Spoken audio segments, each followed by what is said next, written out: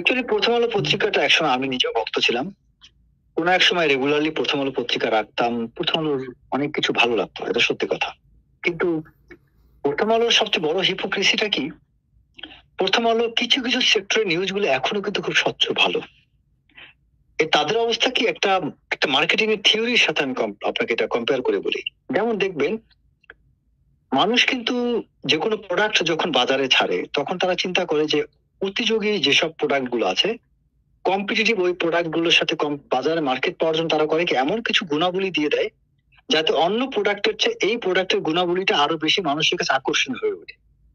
তখন মানুষ করে কি ওই প্রোডাক্টটা যেমন ধরেন প্রাইসিংটা অনেক কম দাম দিয়ে দিল, তখন মানুষ করবে কি ওই একটা জিনিস এত বেশি অ্যাগ্রেসিভ একটা রোল পালন করে যে কম দামের কারণে মানুষ হুমড়ি খেয়ে পড়ে এটা কেনার জন্য। কিন্তু ওই প্রোডাক্ট খেয়ে হয়তো ক্ষতি হবে বা ওই প্রোডাক্ট বেশি দিন টিকবে না, মানুষ কিন্তু চিন্তা করে না। আমরা ইলেকট্রনিক্স ডিভাইসের ক্ষেত্রে কিন্তু চিন্তা করি, যেমন ধরুন চাইনিজ একটা মোবাইল ফোন আমি কম দামে নিলাম, চিন্তা করি কম দামে নিলে এটা আমি আমার টাকাটা সেভ হবে। কিন্তু সেটা ভাবে না যে আমি ওই প্রোডাক্টটা 6 মাস 1 বছর বেশি ব্যবহার করতে পারবো না, আর তার মনে চিন্তা হচ্ছে যে তো পরে আমি তো দেখা যাবে, আমি আপাতত কমে একটু চলে নেই। প্রথম আলো ওইরকম একটা টেকনিক অ্যাপ্লাই করতে সেরকম সেটা কি প্রথম আলো করেছিল তার এমন কিছু কিছু সেক্টরটাকে ধরে রেখেছিল। যেমন স্টুডেন্টদের নিয়ে খুব সুন্দর একটা পেজ ছিল শিক্ষণীয়, মিডিয়া নিয়ে একটা খুব সুন্দর পেজ ছিল, তারপরে রাজনীতি নিয়ে কিছু কিছু সেক্টর নিয়ে তারা খুব সুন্দর কিছু ফিচার তৈরি করতো।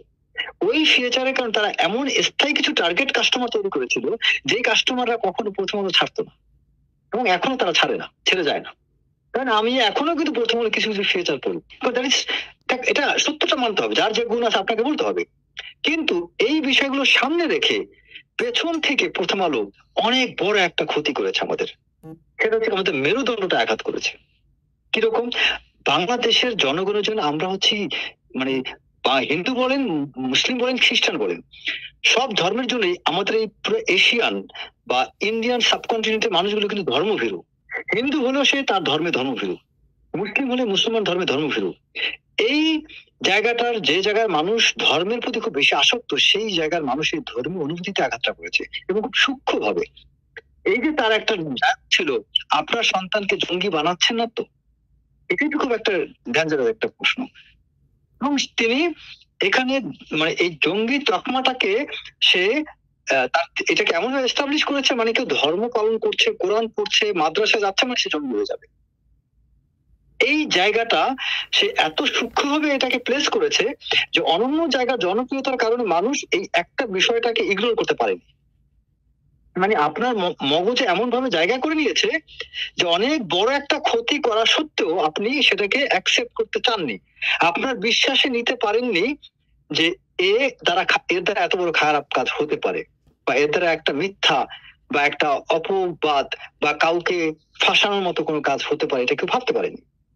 যেমন আমি আরো প্র্যাকটিক্যাল উদাহরণ দিই, যেমন ধরেন আমাদের সামরিক বাহিনীর কিছু কর্মকর্তা থেকে শুরু করে বিভিন্ন মাদ্রাসার ছাত্রকে শুরু করে বিভিন্ন ব্যক্তিকে নিয়ে বিভিন্ন ফিচার তৈরি হয়েছে, যেগুলো পরবর্তীতে প্রমাণিত হয়েছে যেটা মিথ্যা। যেমন ইলিয়াস হোসেন কয়েকটা রিপোর্ট করেছেন, আমি সেটাকে রেফার করে বলতে চাই। কালের কণ্ঠ যে রিপোর্ট করেছেন সেখানেও কিন্তু কিছু বর্ণনা আছে যেগুলো একদম এভিডেন্সিয়ালি রেকর্ডেড, যে এই কাজগুলো প্রথম আলো মত একটা পত্রিকার এটা করা কোনোভাবেই গ্রহণযোগ্য না।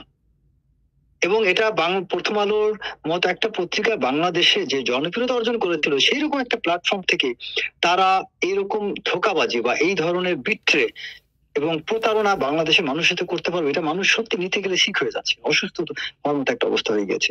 এবং এটার কারণ আজকে প্রথম আলোকে কিন্তু সত্যি কথা আইনের কাঠগড়ায়ও দাঁড়াতে হবে ভবিষ্যতে, এবং সবচেয়ে বড় ড্যামেজ হবে তাদের নিজেদেরই। তারা তাদের একটা প্রতিষ্ঠিত ইমেজকে তারা কিন্তু আজকে আপনার বিতর্কিত এবং এটা একটা হুমকির সম্মুখীন করে ফেলছেন। এবং বাংলাদেশের ধর্মভীরু মানুষ কিন্তু এখন তার কনসেপ্ট ক্লিয়ার হয়ে গিয়েছে যে প্রথম আলো আসলে কি করেছে। প্রথম আলো আরো একটা খারাপ দিক হচ্ছে কিরকম, যে এই যে দেখেন তারা কিছু ওই যে মেয়েদের মিডিয়ার প্রমোটের নামে কিছু ফিচার তৈরি করে, যেখানে দেখা যায় যে আপনার ফ্যাশন শো নামক কিছু বিষয়, হ্যাঁ ফ্যাশন শো নামে কিছু কাজগুলো করা হচ্ছে। অ্যাকচুয়ালি আমাদের কালচারের সাথে এই জিনিসটা যায় না। এই জিনিসগুলো প্রথম আলোর কাঁধের উপরে ইহুদি কিছু পরিকল্পনা ভর করেছে। এই জিউসদের কিছু ডার্টি থিওরি এটা কিন্তু এই প্রথম আলোর কাজের উপর ভর করে কাজ তারা চালিয়ে যাচ্ছে, যেটা বাংলাদেশের জনগণ এখন বুঝতে পারছে। এবং প্রথম আলোর মতো পত্রিকা এটা তারা ইচ্ছা করে করে না অনিচ্ছাকৃত করে, এটা ভবিষ্যতে হয়তো জনগণের প্রমাণ করবে। কিন্তু তাদের পত্রিকার মাধ্যমে যে রিপোর্ট গুলো হচ্ছে, বিশেষ করে এই যে নুড পোশাক নিয়ে, নগ্ন পোশাক নিয়ে, এগুলো তো আমাদের কালচারের সাথে যায় না। প্রথম আলো উচিত ছিল আমাদের নিজস্ব কালচারটাকে প্রমোট করা, আমাদের দেশীয় শাড়ি, দেশীয় পোশাক, দেশীয় সংস্কৃতি, আমাদের দেশের ধর্মীয় কালচার। একটা সংস্কৃতির মধ্যে কিন্তু ধর্মও পড়ে, ধর্মীয় রীতিনীতি, এটাও কিন্তু খুব সুন্দরভাবে প্রমোট করা যায়। এটা কিন্তু আপনি অন্যান্য কান্ট্রি দেখবেন, ভারতে কিন্তু তাদের হিন্দু ধর্মটাকে খুব সুন্দর করে সিনেমার মাধ্যমে প্রমোট করা হয়। বাংলাদেশে আপনি মুসলিম ধর্ম প্রমোট করতে পারেন? আপনি বলেন, ধর্ম প্রমোট করা এখানে হচ্ছে জঙ্গিবাদ। কিন্তু ভারতে তারা হিন্দু ধর্ম প্রমোট করে সিনেমার মাধ্যমে, পূজার মাধ্যমে। সিনেমাতে দেখেন কিভাবে পূজা করে, খেয়াল করে দেখছেন? তাদের ধর্মটাকে কত সুন্দরভাবে সূক্ষ্মভাবে প্রমোট করছে। বাট বাংলাদেশে আপনি কি আপনার ইসলাম ধর্মকে প্রমোট করতে পারছেন? পারছেন না। কারণ কি? এই তোমার মতো পত্রিকা এমন ভীতি ঢুকে দিয়েছে যে ইসলাম ধর্ম নিয়ে কথা বললে যেন আপনাকে কেউ জঙ্গি বানিয়ে দেয়। আপনি কোরআনের কোনো একটা আয়াত বললে জঙ্গি হয়ে যাবেন, আপনি মাদ্রাসায় পড়লে জঙ্গি হয়ে যাবেন, আপনি দাড়ি টুপি পড়লে জঙ্গি হয়ে যাবেন। আপনি বলেন বাংলাদেশে বিভিন্ন সিনেমাগুলোতে রাজাকারের চরিত্র দাড়ি টুপি দেওয়া হয় কেন? কেন রাজাকারের চরিত্রে দাড়ি টুপি থাকবে? অথচ আমার এলাকার লিস্টেড যারা রাজাকার আমি জানতাম, যাদের নাম শুনেছি, অন্যান্য অনেক রাজাকার তাদের একজনেরও দাড়ি ছিল। তাহলে রাজাকারের চরিত্রে কেন দাড়ি টুপি পরানো হলো? এই জিনিসগুলো আমাদের বিভিন্ন, শুধু প্রথম আলো না, অনেক মিডিয়া এই কাজগুলো করেছে। আমরা আস্তে আস্তে কিন্তু এটা থেকে বের হয়ে আসছি। এবং আপনি দেখেন এই যে জাতিসংঘের মতো জায়গায় ডক্টর মোহাম্মদ ইউনূস বিসমিল্লাহির রহমানির রহিম বলে তিনি তার বক্তব্য দেওয়া শুরু করেছিলেন। এতে কিন্তু জাতি গর্বিত হয়েছে, কারণ এটা আমাদের কালচার। কিন্তু সেখানে পূর্বে শেখ হাসিনা কি করেছেন? তিনি বাংলায় বলতেন শুরু করছি পরম করুণাময় আল্লাহর নামে, বাজে ওই যে ব্যারিস্টার সুমন ছিল, ধর্মের কথা বলতো, কিন্তু সব জায়গায় বলতো আমি শুরু করছি পরম করুণাময় আল্লাহর নামে। মানে এটা কি আওয়ামী লীগের কালচার? ব্যারিস্টার সুমন ধর্মের কথা বলতে, কিন্তু তাও প্রত্যেকটা জায়গায় কোথাও বিসমিল্লাহির রহমানির রহিম আমি তাকে বলতে শুনি নাই।